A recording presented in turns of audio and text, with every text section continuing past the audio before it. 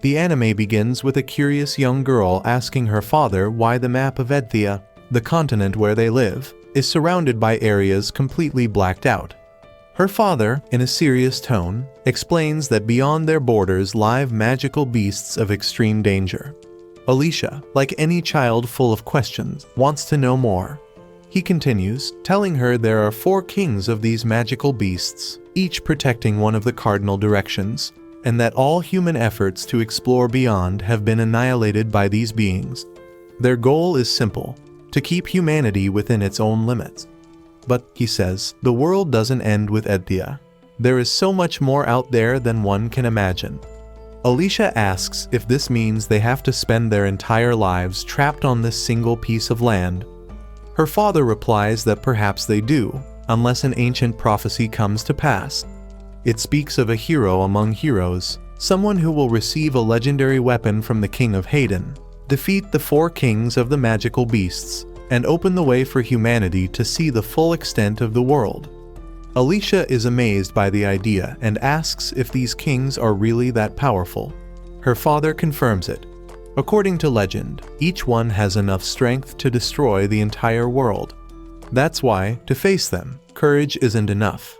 One needs the special weapons forged by the King of Hayden.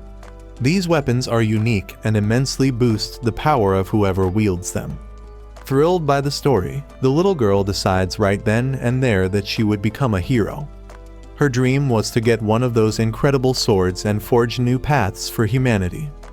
And so, time passes. Years later, Alicia is a determined adult and feels the time has come to fulfill the promise she made to herself. Meanwhile, a man named Katz remarks on how impressive it is to see so many treasures gathered in one place. He's referring, of course, to the heroes present, all carrying the king's sacred weapons. He warns everyone, they are entering the territory of magical beasts, and the danger is real. Each hero there represents a different nation, meaning they will have to act as one. However, the knight in charge of security announces they can't proceed with the carriage, as it's under attack. The creatures have begun to surround them, and there's no more time for hesitation. Stefan firmly orders them to advance to the highlands, and that no one is to fall along the way. The battle begins and rages on for quite some time. It quickly becomes clear these are no ordinary heroes. Each one is strong enough to defeat any monster that appears. At one point, a 3-headed snake emerges before them, but with teamwork, they take it down without much trouble. After pushing further, they arrive at a place known as the lair of the magical beast king. What was once only a legend is now standing right before them. This was their destination. But the situation changes drastically with the arrival of a creature from the lunar mountain. This was definitely not like the previous monsters. There he was, Clevatess of the Moonlight, one of the 4 kings of the magical beasts. He is the sovereign of southern Edthea, and his presence commands respect. But the heroes don't back down. They declare with conviction, in the name of honor and their crimson steel swords, that they will defeat this opponent. But as soon as the attack begins, Stefan is struck down almost instantly. The enemy attacks with raw brutality. One of the heroes tries to counter, but even with Alicia's warnings, he is eliminated moments later. The others realize the enemy is far more dangerous than they imagined, but this understanding comes too late. Despite Alicia's repeated warnings, the heroes are defeated one by one. She is the only one who can comprehend Clevatess's movements and the only one to remain on her feet for more than a few seconds. The Beast King watches with interest. He remarks, calling the humans hominids, that it had been a long time since he'd seen a group up close. According to him, 1,000 years ago, humans were comparable to weak, fragile insects. Now, he wonders how they grew so powerful, what happened in this millennium, and what they intend to do now. If humans are seriously thinking about crossing into his territories again, maybe it's time to study them more closely. And so, facing the overwhelming power of Clevatess, the entire group fails. Alicia, the determined hero, becomes just another victim, as if she were turned into a simple toy. Meanwhile, in Hydrath, the capital of the Kingdom of Hayden, Clevatess appears suddenly. He had overheard one of the heroes wishing to have been chosen by the king of Hayden, and taking it as a provocation, he decides to act. None of the soldiers' attacks have any effect on him, and now he marches toward the castle. The soldiers, trying to protect their king, bolster the defenses, but it's all useless. Not even a full siege can stop him. To Clevatess, their efforts are like being touched by ants. A messenger runs to the king to warn him. A magical beast is on its way. The king quickly understands what this means. The heroes have failed, and if even they couldn't stop it, trying to escape now would be foolish. The royal forge, the heart of the kingdom, must keep running at all costs. It's almost as important as the royal family itself. With this resolve, the soldiers attack from inside the castle, trying to buy time, but nothing works. And Clevatess understands something new. The difference between the soldiers and the heroes was in the weapons they used. He saw how Alicia, with one of those swords, managed to damage his horn.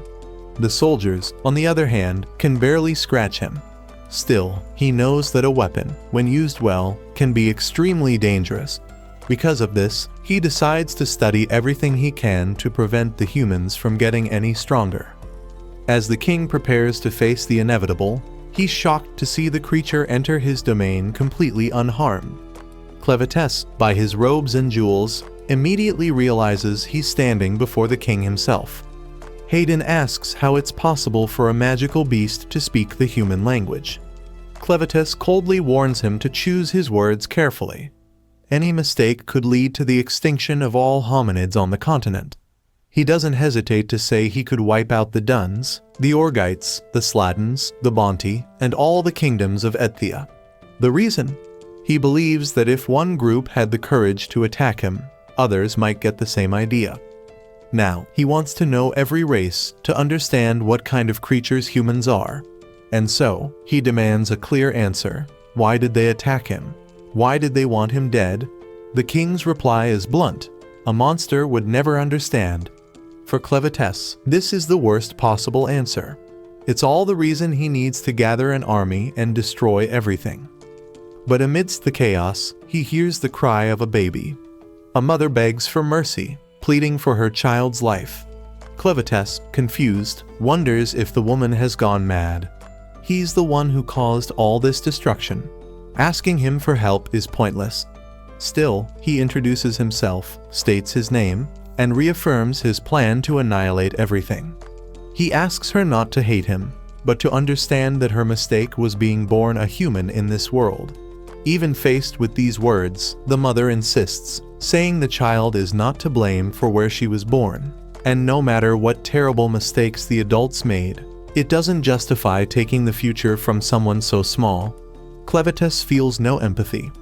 To him, all hominids are exactly the same, and this is due to his absolute certainty that when the child is older, he will pick up a sword and start invading lands that aren't his. And why is he so sure? Because he knows hominids well. In his eyes, they are the most chaotic and dangerous creatures that exist. His decision is made. He will eliminate them all. Even so, realizing the woman still believes she can argue her point, he gives her a chance. He asks her to prove she's right. At that moment, however, she admits she cannot. Her life is at its end, but the baby can prove it. Hearing this, the woman closes her eyes. Clevatess is torn, but at the last second, he decides to take the child and allow her to be the proof he was offered. To better understand, you need to know about the 5 peoples of the continent. First are the Duns, the most numerous, experts in building and fighting. Then come the Orgites, brave hunters and healers. Next, we have the Sladens, who master all things related to water and, oddly enough, hate sharing space with other human tribes. The fourth group is the Bonti, barbarians who live in wild areas and pride themselves on their strength, even if they lack leadership and unity. Finally, there are the Hydnians, the oldest people, shrouded in mystery. They live surrounded by mountains, are masters of forging weapons and artifacts, and are the only ones who can manipulate magical ore with mana. But what's known about the lands beyond the borders? Practically nothing. What lies beyond is a complete unknown. The hominids only know of the extremely powerful and dangerous magical beasts, and that the 4 kings of these creatures have always stopped any human advancement beyond the frontiers. On the lunar mountain, Clevatess tries to restore the baby's life force. He explains it's just a temporary measure. Temporary for what, exactly? To stop the crying, of course. But it isn't long before the baby starts crying again, and Clevatess finds himself completely lost. There is no sound more disturbing to him than that. On top of that, he doesn't understand why hominids have such delicate skin, and is starting to convince himself he'll soon be covered in the child's waste. Tired, he considers leaving her in a place where insects feed on such leftovers. And, as strange as it sounds, it works. At least for a little while. Soon after, the little one starts crying again.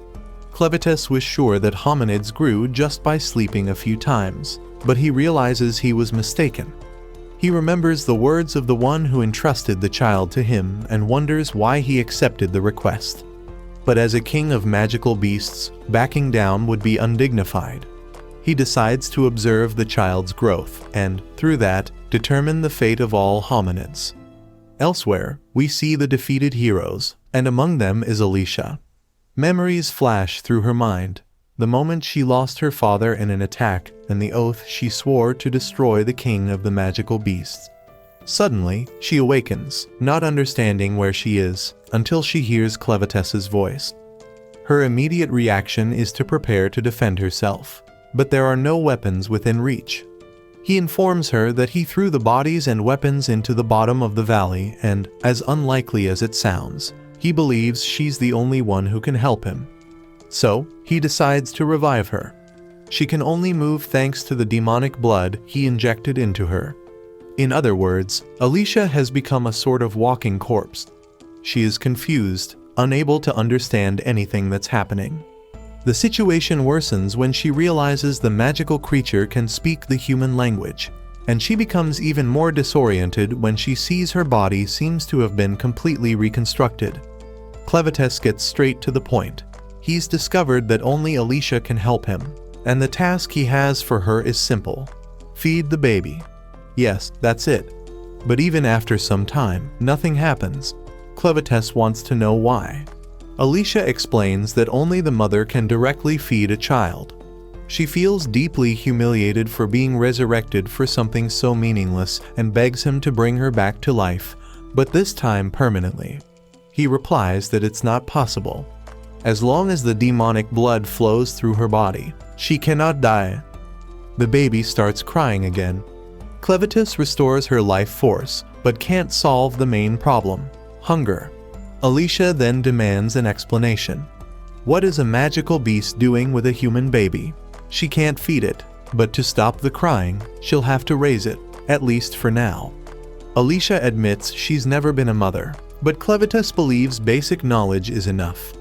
He asks what could satisfy the baby's hunger, and since Alicia is now under his control and cannot disobey, she replies that there is an alternative: a wet nurse.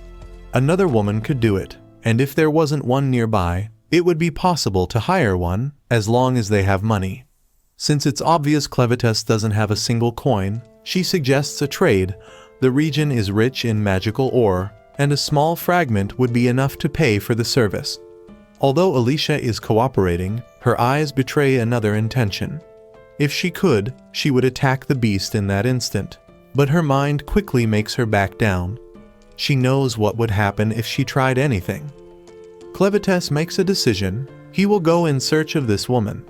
Alicia, however, stops him. How could such an imposing and terrifying creature hire someone without causing mass panic? He then takes the baby and says that she will go find the woman herself. Alicia tries to understand how everything came to this. A beast king with a human baby is surreal. But her objective now is simple: get the baby to a safe place and forget this creature ever existed. She asks to keep the baby, but Clevatess refuses. He's not willing to let her out of his sight. So, he decides to change his form, taking on the appearance of a boy with horns. The transformation makes him look like a demonic version of some Dark Clan character. Confused, Alicia asks what that's supposed to be. Clevatess explains that he controls shadows and adopted this form because it's similar to the one who cared for the baby before. That's all. But even so, he still needs to hide certain traits of his original form. Now, with this appearance, he believes he also needs a name. He chooses to call himself Clen. Thinking about it, he realizes the baby also needs a name. So, Alicia decides to call her Luna. Yes, she was a girl, something we're just now finding out. Clevatess asks his new assistant for her name. Alicia replies, "I'm from Zorgo village." With everything settled, they set off in search of the woman who can help. Some time later, Alicia reflects on how drastically her life has changed. From hero to babysitter was a serious fall from grace. And the worst part, Clevatess, or rather Clen, is extremely strict about Luna's hygiene. Nothing can be out of place. The problem is, Alicia has absolutely no choice. Literally, she is incapable of defying him. After a while, with everything ready, Clen assesses the result and thinks that even insects would have done a more decent job. But at the end of the day, it's what they have. The camp where Alicia used to stay with the other heroes seems utterly useless in his eyes. He tells the blonde to find other clothes and take off the rest of her armor, as it won't be needed to raise Luna. Furthermore, Clevatess requests that she take a bath and clean the cloth she had wrapped Luna in before. Alicia is devastated, feeling even worse thinking about how she got to this point. However, she notices something that makes her hold her breath. The crest on it belongs to the royal family of Hayden. Now she's almost certain Luna is royalty. Meanwhile, in Hayden, a man observes the city's wreckage, in disbelief at the destruction a single magical beast caused. The idea that the king tried to take advantage of an old legend seems completely absurd to him. It had always been considered just a distant tale, something impossible. Yet, he tried. The man wonders if the king had lost his mind, and now, more than ever, he recognizes the heir apparent had every reason to be worried. He reveals there was a plan to get the infant princess out of the castle during her christening. But upon arriving, he sees no sign of survivors anywhere. Everything seems even more desperate. Standing by the ruins, Doral, the man's name, concludes that in the end, that old story was just that, a simple fable. Doral intends to report to the emperor that the attempt failed. With the castle of Hydrath in ruins and the king presumed dead, the kingdom of Hayden will soon become vulnerable. It's natural to expect other nations and villages to make their move. Even the magical beasts of the south might attack the weakened borders of the territory. However, for Doral, the most urgent matter now is to acquire the magical ore forging technique before anyone else can. He decides to reorganize his forces based on the new situation and puts the man beside him in charge of operations from now on. And as if that weren't enough, he gives a direct order: capture any member of the royal family still alive in this place. Back with Alicia, she decides to question Clen about the crest. She states that it belongs to the royal family, which makes her wonder how he could have kidnapped Luna even knowing that. Clevatess immediately denies it, saying he didn't know anything. He assures her Luna wasn't kidnapped, but was given to him. Alicia, however, finds this explanation completely illogical. Even so, Clen insists. It all happened amidst the ruins of the castle that he himself destroyed, and only now is he starting to understand the truth. Considering where he found her, it makes perfect sense for Luna to be from the royal family, and he feels a bit stupid for not realizing it sooner. He then tells Alicia, with disturbing nonchalance, that he also killed the king and that she shouldn't be so surprised. She, in turn, can hardly believe what she's hearing. Clevatess tries to justify himself, saying they attacked first, so he just retaliated. Alicia, worried, explains that if the king is really dead, everyone will be searching for the child with royal blood. Clen doesn't understand why, but she clarifies it's about the secret technique of forging magical ore. Only the royal family of Hayden possesses this skill. Clen asks if that's the material used to make the weapons the heroes carried, and Alicia confirms it. To him, it's curious that Luna ended up in his hands of all places. Maybe it's because her destiny was already written. For this reason, he has decided he's going to change the rules of the game. Luna will be the new ruler, and he will be the minister who supports her from the shadows. Alicia listens to this, completely lost. Clen admits that at first, he had no intention of seizing power. But on second thought, viewing the world of the hominids from above doesn't seem so bad. It might even be fun to send out spies to infiltrate and destroy them whenever he pleased. Alicia bitterly regrets ever bringing it up.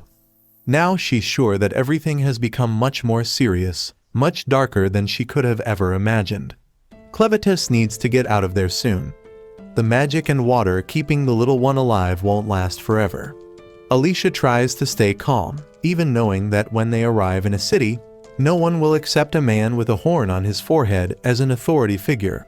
And when he realizes that, how will he react? What worries her most, however, is Clen's obsession with Luna. If she is ever taken from him, the consequences could be terrifying. Alicia understands she must prevent this at all costs, and yes, she is aware this may be her last mission as a hero. But suddenly, someone appears behind Clen, and then everything happens very fast. Alicia watches what follows, not quite understanding. She was sure the enemies were defeated, but they weren't. Unexpectedly, Clevatess falls to the ground, unconscious. She can barely believe her eyes. Moments later, she herself is struck. She doesn't understand how everything had fallen apart in an instant. They both ended up being kidnapped. Clevatess had been awake for a while Alicia was terrified and couldn't understand why the boy seemed so calm in a situation like this.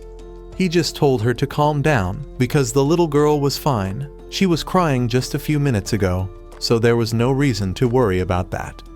Alicia approached Clevatess, wanting to understand what was happening.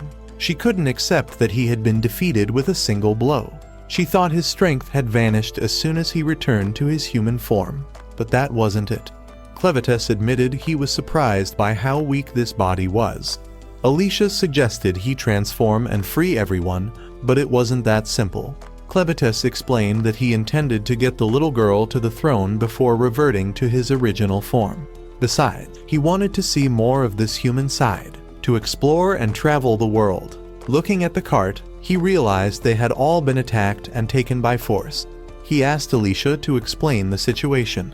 It was then revealed that the men responsible were mountain thieves. Since they were being taken alive, it meant they were going to be sold by a slave trader. Clevatess wanted to know the strength level of these humans, but to Alicia, they were just people with insignificant powers. The problem was, they didn't hesitate to use dirty tricks. Alicia decided to sum it up. They were the scum of humanity. She just didn't want Clevatess to form his opinion based on people like them. They soon arrived at the place where the slaves were kept. One of the men refused to be sold and started screaming. He tried to run but was killed in cold blood. Everyone was in shock. It was then that the group introduced themselves as the Crows. Any attempt at resistance or funny business would be punished with death. They were the most violent people in this world. Alicia tried to move on but was quickly grabbed. One of the men told her to go to the other side. Suddenly, Clevatess was called useless by one of the workers there. Noticing he was carrying a child, one of the female slaves was called over to help him. It was her job to take care of the children. As soon as she saw the girl, the slave was enchanted by her beauty and how calm she was. The scene then changes to a sword at the bottom of a lake, being swallowed by a gigantic beast. But the narrative quickly returns to the gang's leader. No one accepted him as a leader, but there wasn't much choice, since he possessed a beast from the west, which people called a troll. Alicia couldn't understand how a human managed to tame a creature like that. The beast refused to eat Alicia because she was human, so the leader told it to choose between her and another. The two were terrified, begging him not to play with them like that. The man rummaged through Clevatess's belongings and discovered he came from the land of one of the 4 beast kings, Clevatess himself. He had heard the king had sent some men there and that they were gifted with magical items. He was sure all the heroes had met a bad end. He also heard that one of them was a woman. He said that ore of such purity wasn't usually found in humans. Looking at Alicia, he noted she had a good body and seemed way too calm. He concluded she was one of the heroes. He explained that the kingdom had been attacked by Clevatess, who destroyed the entire city. For the crows, the situation couldn't be better. Alicia noticed the man was using a reddish blade. She didn't understand how he had access to such a rare item. It was a weapon that only the royal family could forge. The redder it was, the higher the purity. Weapons made from that material enhanced the wielder's talent, but this one was a fake.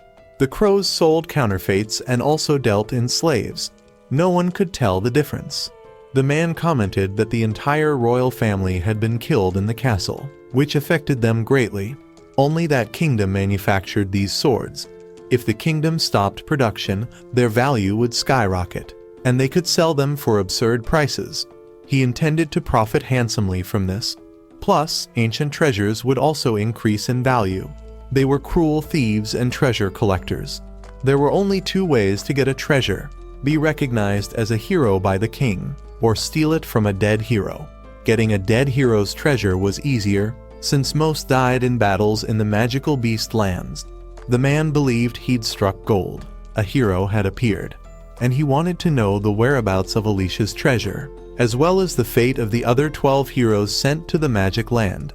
He then gave the order for his henchmen to go with Alicia in search of the warrior's treasures. But some suggested it would be better to use Alicia for something else, since she was a hero. The boss got angry and told them to stop being idiots.